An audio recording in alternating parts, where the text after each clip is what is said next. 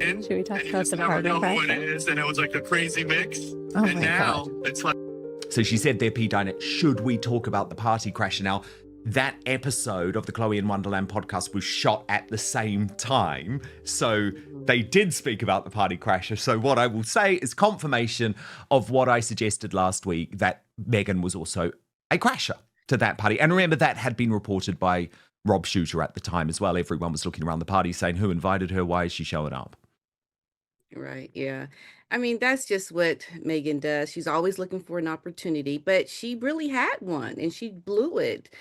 Clearly, she is trying to be in the right places. I think she's trying to really capitalize on her positioning where she's at in Hollywood right now.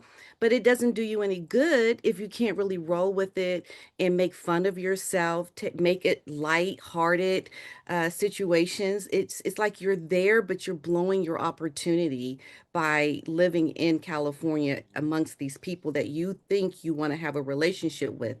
But she doesn't know how to work that relationship. Meanwhile, Harry's trying to get back to the UK, and Megan's really trying to plant her foot in Hollywood, in this industry, to do all kinds of things that she continues to fail at. So I don't know what is going to give here, but it just seems like you are the butt of the joke with people. I mean, you're crashing their parties. You're not trying to make lighthearted situations with things that blow up to controversy. You're not trying to present yourself in the way that makes people want to be with you or like you.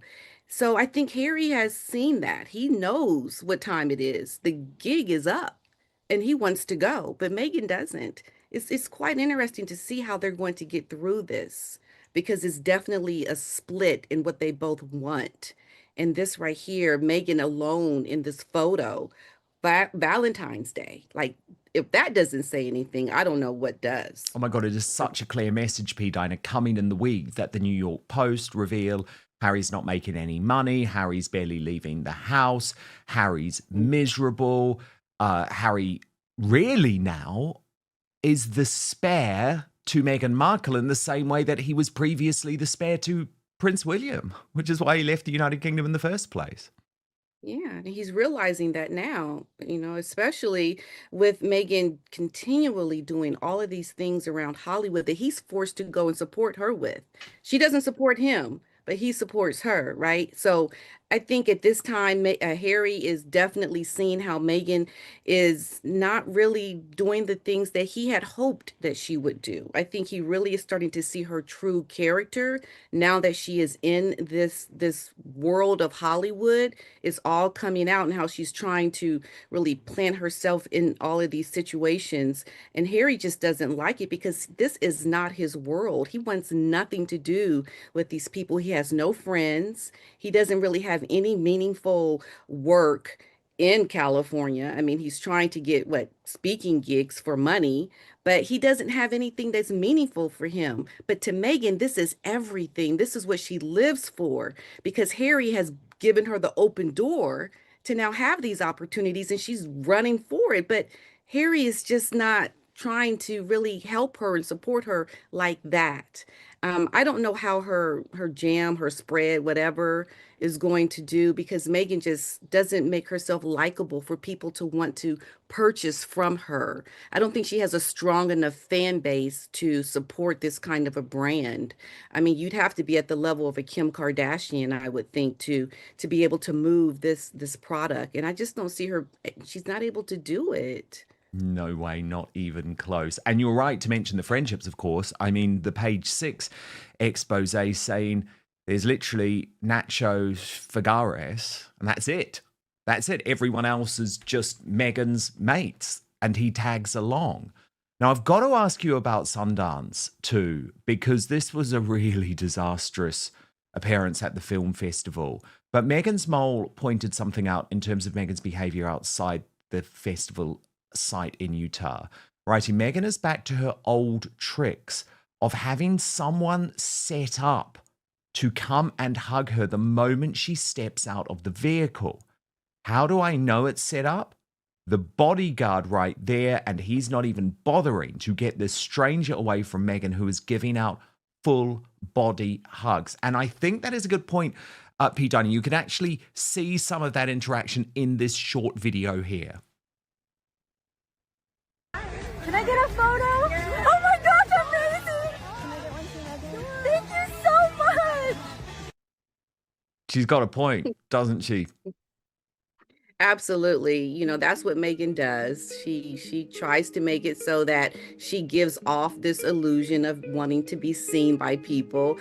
These are people that have been seen hugging Megan all the time. Like, this is not something that would just happen randomly. Of course, the bodyguard is going to be a little bit up closer to this person, and they're in the back because they know this is a setup. And so Megan just tries to, once again, curate her illusion of stardom and make people think that, you know, people want to have a photo with her because it's lacking in real life.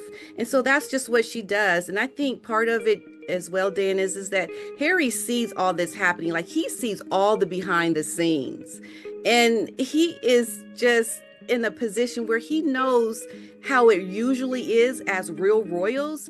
And this is just pretend. This is not reality. This isn't real. Because when Catherine and William go out, I mean, it's authentic people wanting to get their photos with them.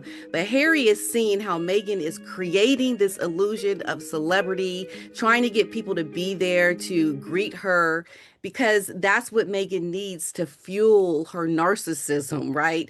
And Harry is, I think, he's just getting turned off by a lot of what Meghan is doing that is behind the scenes. I think that's part of it too. Big time.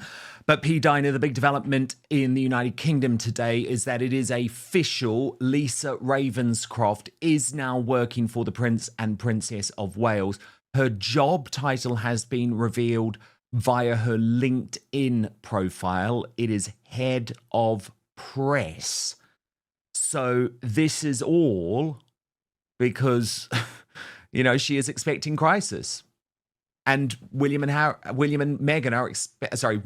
Catherine are expecting crisis with the return of Harry and Meghan to the United Kingdom. Yeah, absolutely. This is going to be a very tumultuous year, I believe, because of Harry's desire to go back. I know that we've been hearing stories about him wanting to move back for good with Meghan and the kids. Doesn't look like that's what Meghan wants, but I think anything that is going to bring Meghan into this scenario is going to cause problems. Like I said, everything that she does usually it turns into a controversy. And William and Catherine, they know that things are happening behind the scenes that are going to create problems. Things that I think Harry is talking about with his father. I mean, this has been going on for about a year.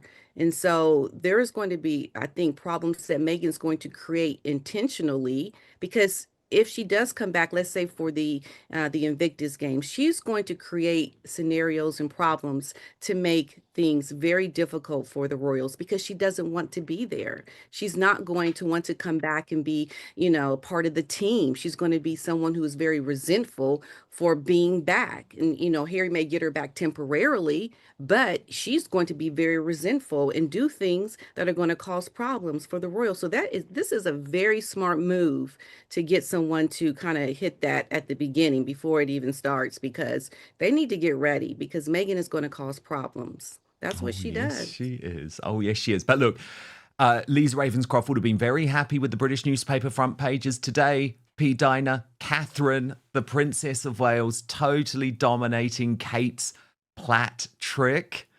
And on the Sun, Platt's new Kate on the Daily Mirror.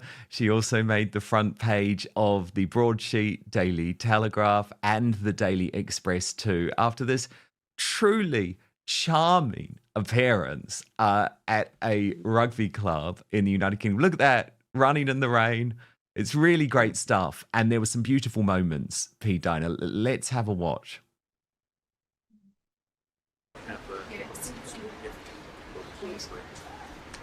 Hi. On behalf of Wakefield Trinity, we've got you a signed shirt. It's our home shirt from this year, and it's got all the details on the front. So next time I come back and have a game with them and ready. Yeah, I believe we have a few as well for your children as well. So That's very kind. no, we appreciate all your time. Thank you very much Need for to coming. come and see you play next Yeah. time I'm up here. Yeah, we'll save you a seat up there. Thank you very much. And Thank you very much. Training for the season and everything. So Yep. when's it starting in the 2 weeks. On Saturday is our first home game against Toulouse, and then the grand final, I believe, is beginning of October at Old Trafford. So fingers crossed we can get there. Lovely. Thank you very much. Thank you very much for your time. Thank you very much. Bye-bye. Thank you. Bye-bye.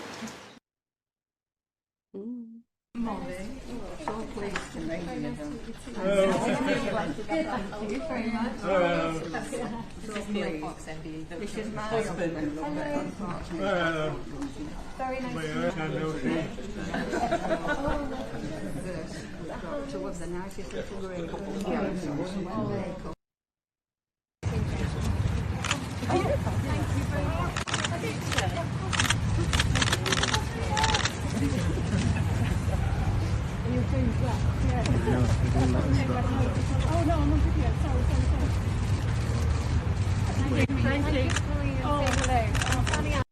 Just delightful, P-Dina. Really beautiful stuff. Yeah, and you know what's so interesting is to see her wearing a braid like that. Meghan has yet to wear her hair in such a way, and she's supposed to be the woman of color. I mean, that is very telling for me to see her wear her hair braided like that. It's so nice. And yeah, Catherine is just the real kind of gal, isn't she? Totally, because Gotta I love think it was not planned, but the weather in the United Kingdom, I mean, I know you've had terrible weather in the US too, P-Dina, Yeah, but it's been bad here too. Massive storm. She didn't cancel. She still went to the engagement and she just thought, you know what? I'm going to get into it and I'm not going to she's worry going about with my it. hair. Right, right. Yeah, I just love seeing her with her hair like that. That just shows you, it's not about her hair, it's about her being there for the people and doing her job. And I just like seeing her change it up a little bit like that. That just shows you how real she is and she can just, roll with it. It's nice. It really is. It really is. Now, P-Dina, I've been asked a lot, actually, about what's going on with Thomas Markle. Tonight, Dan reveals why Kim and Khloé Kardashian may have finally destroyed Meghan Markle's credibility once and for all. What was once whispered behind the scenes is now being openly questioned, as Hollywood's most powerful sisters appear to distance themselves, sending a message louder than any headline. So what really happened? Why are insiders saying this marks a turning point for Meghan's carefully curated image? And how devastating is it when the Kardashian machine, masters of PR and influence, quietly pulls away?